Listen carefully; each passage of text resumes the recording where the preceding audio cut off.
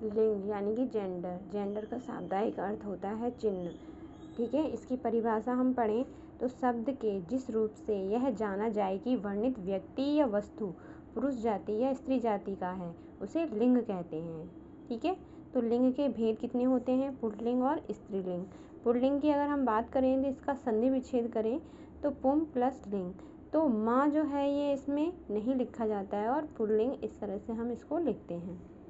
अब आ जाइए हिंदी में लिंग का निर्धारण। जो लिंग का निर्धारण होता है वो 3 तरह से होता है, रूप के आधार पर, प्रयोग के आधार पर और अर्थ के आधार पर।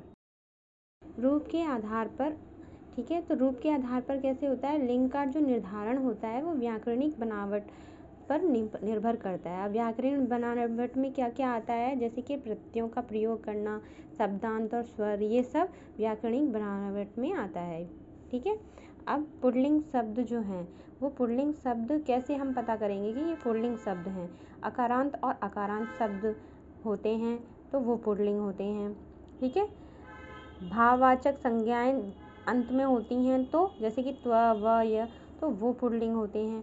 शब्दों के अंत में पा, पन, आव, आवा, खाना ये सब होते हैं तो वो भी पुल्लिंग शब्द होते हैं।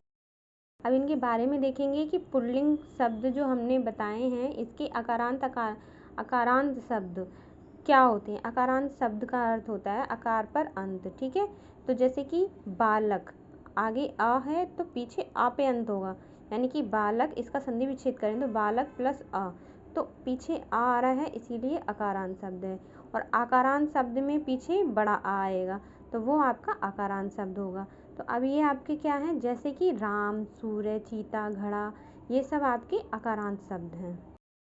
ठीक है, भाववाचक संज्ञाएं जो हैं उनमें मैंने पहले ही बताया था त्व, व, य आएगा।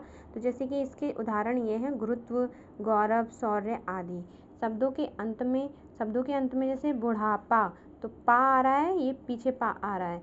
मोटापा, ठीक है, बचपन, पीछे पन आ रहा है तो यहाँ पर पन आ रहा है। आव, इसी तरह से घुमाव। ठीक है, तो ये इसके उदाहरण हैं। अब आ जाइए स्त्रीलिंग शब्द। स्त्रीलिंग शब्द क्या होते हैं? अकारांत शब्द स्त्रीलिंग होते हैं, लेकिन इसमें भी अपवाद है। जैसे कि घड़ा है वो पुल्लिंग है और कपड़ा भी पुल्लिंग है। अकारांत शब्द क्या होते हैं? मैंने अभी पीछे बताया था कि जिसके अंत में आ आता है, जैसे कि लता, तो इसका संधि विच्छेद करेंगे तो पीछे आ आएगा। ठीक है, इसी तरह से इकारांत शब्द भी प्राय स्त्रीलिंग होते हैं। इकारांत मतलब पीछे ई आए, छोटी ई आए, तो ठीक है। अब जैसे कि तिथि, तो छोटी की मात्रा आ रही है तो पीछे ई आएगा, छोटी ई। अपवाद भी है इसका, जैसे कि कवि और रवि, ये पुल्लिंग है। ठीक है, और इकारांत शब्द स्त्रीलिंग होते हैं, इसमें भी बड़ी ई है तो बड़ी ई पर अंत होगा, यानी कि नदी, नदी पर बड़ी की मात्रा है तो इसीलिए ये इकारांत शब्द हैं। और ये मैंने यहाँ पर लिखा है कि इसका संधि विच्छेद करके कि किस तरह से इसको हम लिखते हैं। अब आइए जिसके पीछे आई, इया, आवट, आहट, ता, इमा प्रत्यय वाले शब्द, इनके पीछे ये आते हैं तो वो भी आपके स्त्रीलिंग होते हैं, स्त्रीलिंग शब्द।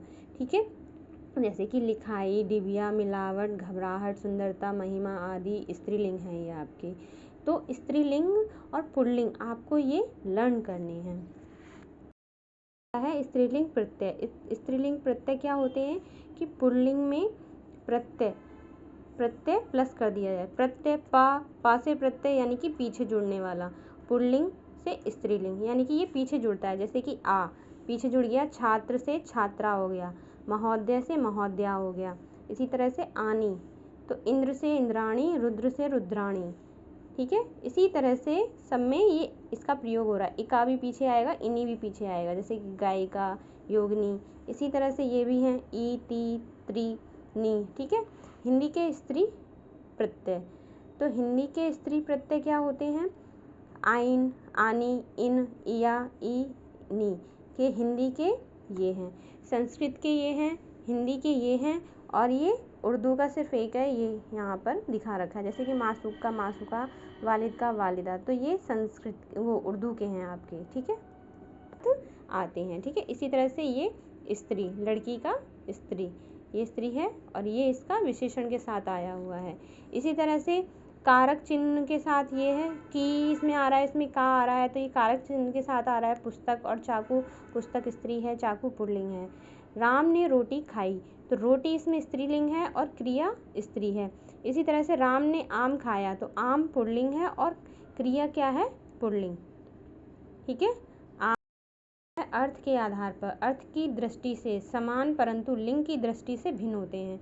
अर्थ तो समान होता है लेकिन इनका लिंग जो है वो भिन्न होता है, उनका उचित प्रयोग करना चाहिए। जैसे कि पुल्लिंग और स्त्रीलिंग, तो पुल्लिंग कवि है और यहाँ पर कवयित्री है, विद्वान है, विदुषी है। अब इसको कैसे सही इसका प्रयोग किया जाएगा, जैसे कि आपकी महान कृपा होगी, तो ये आपका अशुद्ध वाक्य है। आपकी महती कृपा होगी, ये आपका शुद्ध है। महान नहीं आएगा, यहाँ पर महती आएगा, क्योंकि यहाँ पर लेडीज़ की बात हो रही है, यानी कि स्त्री की बात हो रही है, महती। ठीक है। वह एक विद्वान लेखिका है, तो ये आपका अशुद्ध है। विद्वान लेखिका तो होती नहीं है, तो वह एक विदुषी लेखिका है, तो ये इसका शुद्ध वाक्य है। Okay, thank you.